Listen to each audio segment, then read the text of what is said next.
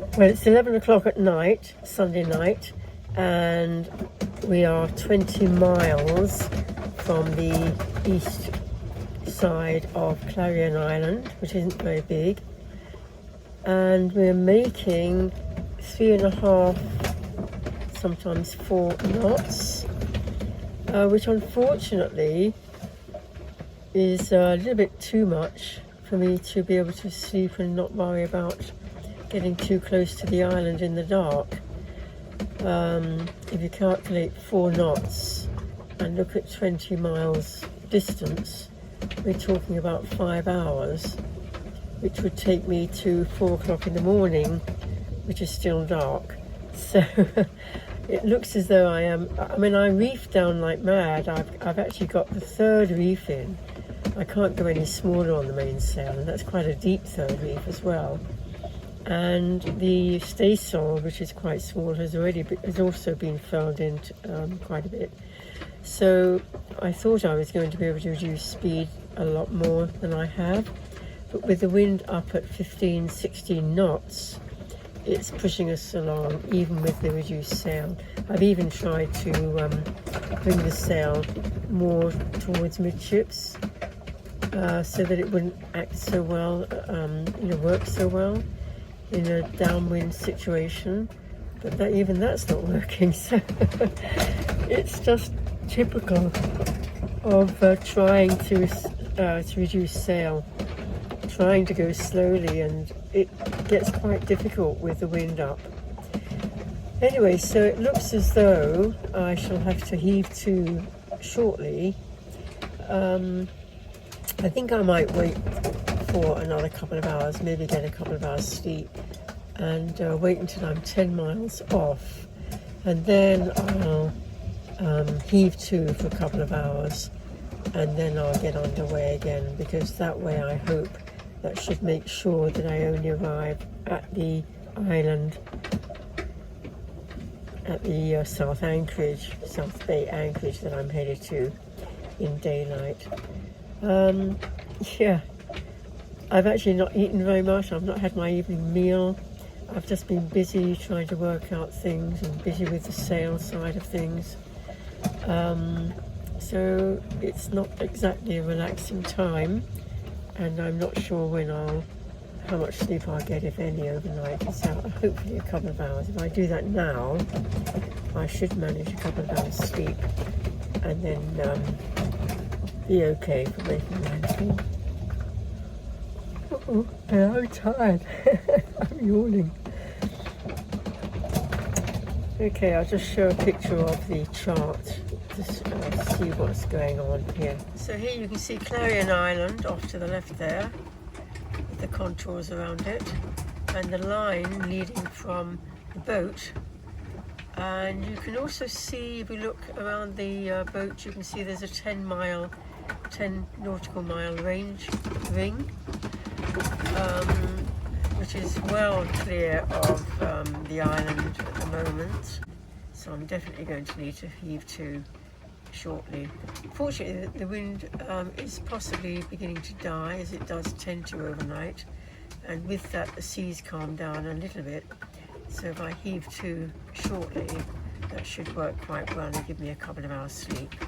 If we can just keep up a sustained 3.5 to 4 knot speed, and hopefully become even slower, then that would work out quite well. Anyway, I'm going to get some sleep for 2 hours, 2 or 3 hours, and that will take me to within 10 miles, and then I'll see how we are with speed. At 5:30 in the morning, first light appeared over the eastern horizon, getting stronger by the moment. As you can see, it's not as bright as it looks from here. So we've got the engine on. We're 6 miles from the entrance to the bay that I'm trying to get into, and so we'll be getting closer to there in about an hour's time, or just over an hour's time. In fact, we're going at about 4 knots at the moment, being a little bit cautious. So hopefully we'll be in 5:30, 6:30, by 7:30 we should be hopefully anchored. Just coming up to 6 o'clock in the morning, and we are heading towards, here's the Clarion, which you can see in the distance there.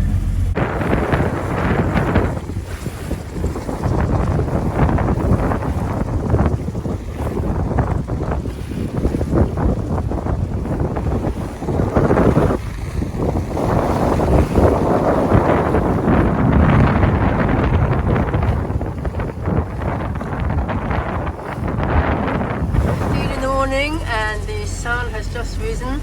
We're motoring towards Clarion Island, and we're about 4 miles off still, so it'll still be a little time before we set the anchor.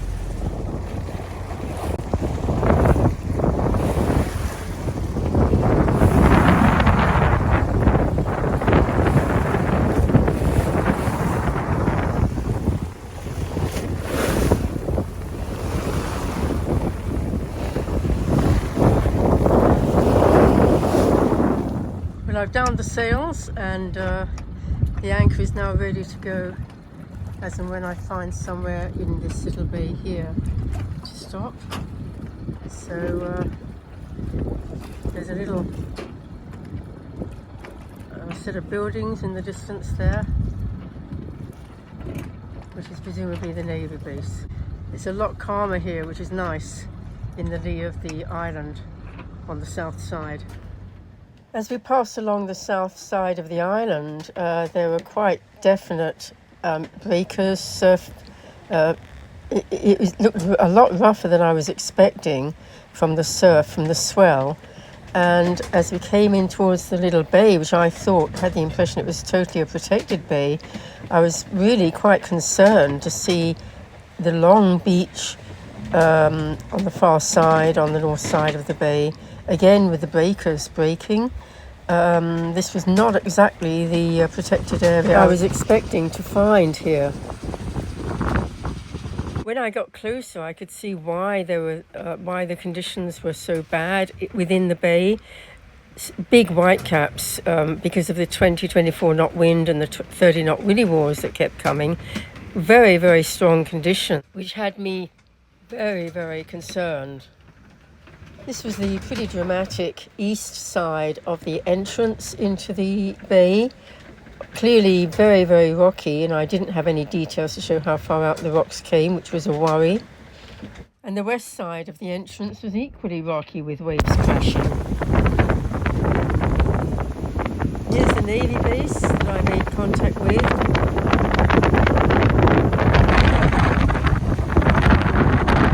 You can see from the whitecaps that had formed within the bay over a very short distance just how strong the wind was with the 30 knot willy waws that kept coming through. The whole situation had me very concerned, and the Navy base who I contacted on VHF but not much help, because they said the conditions were way too strong for them to be able to launch a boat in order to send anyone over to try to help me. And I just took a very much needed 2-hour nap. I didn't get much sleep overnight. The wind seemed to have died completely down. I say that. It was under 10 knots, and now it's suddenly gusting up to 16. But that's nothing like the 25 to 30 that it was gusting earlier with a regular 20 knot strength. So it's definitely died down a bit. So I'm going to have another go at cutting that Genoa sheet. I made several efforts earlier, and I cut, clinging onto the furled Genoa, and still hadn't managed to get through the damaged Genoa sheet to cut it off the clew of the sail. So I'm going to have another go at doing that now. So things are certainly calmer than they were, though, much better. You can hear the surf on the beach quite clearly. Definitely rocks either side of the entrance. Pretty spectacular. Because conditions were so very, very strong, in fact, when I got into the bay, I was really very, very concerned. I didn't dare go anywhere near the beaches where the surf was breaking. I could see the waves getting quite steep near there. So we had a lot of all the chain out, in fact. And that held us pretty safe. I kept the tracker on the plotter so I could see what was happening, and we were just swinging about the long chain, but a little bit closer to the entrance rocks on the east than I would have liked. So in the afternoon it was so much calmer. I'd had a little bit of a sleep and I was able to finish off the job. Really, really happy to have managed that. This is the sheet that I used to replace the damaged one, a good strong one. And here we can see the chafed sheet, very badly damaged, completely cut, and a part of the old line at the clew that I was able to cut away with great difficulty. A little bit of a stretch and clinging on to the furled Genoa for dear life. Here we are again, the two cuts that I ended up having to make in order to get the knot off the clew of the Genoa, the ring that it was attached to, and then the other end, not that far away, is where the sheet chafed through, completely came apart. So not a very good strong rope, this one. I'm amazed that I was given it to use as a sheet. I've had problems with chafe on it since day dot, so wouldn't recommend anyone getting this particular line or even that brand of line. So finally we can see that I've managed to replace the Genoa sheet at the clew of the Genoa, and I've actually switched the two sheets over, so I've got this more sturdy longer line on the starboard side, expecting to pole out on that side when I got underway, and very happy with the outcome finally. It took a lot of effort. So here we are at 5:15 and about ready to set off. The engine's running. I'm about to raise the anchor, clean the solar panels a bit, as much as I can easily. And I've even managed to put the pole out ready for later when I'm going to need it. So we'll get underway. The wind has almost completely died, of course, so we're going to be motoring to begin with.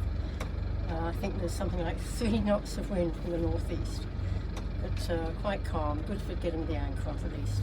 6:30 and we're finally moving away. The anchor came up nicely, which I was pleased about, and we're saying goodbye to Clarion. And we've got the sail partly up, but I need to raise it a bit more, so we're going to have to go head to wind to do that. There's not much wind, mind you, so that would probably make things a bit easy.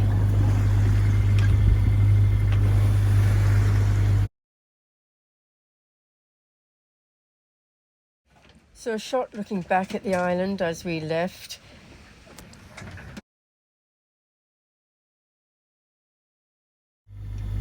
Goodbye to the Mexican Navy base and to the little bay that had given me some protection, although, as I say, it had been a big worry when I initially got there, but things did calm down later in the day, so that was good. I was able to do what I needed to do, and now I was really, really happy to be away with so many things having been achieved.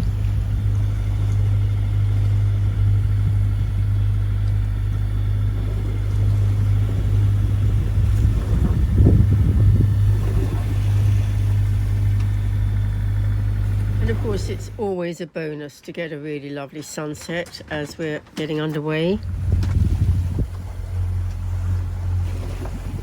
I felt so much more relaxed and at peace with the world coming away in these relatively calm conditions, of course, which is always a great help, and quite nice in fact not to have any strong wind at that point in time, although that did come later in the passage. So here we are on our way now, back on our way to the Marquesas.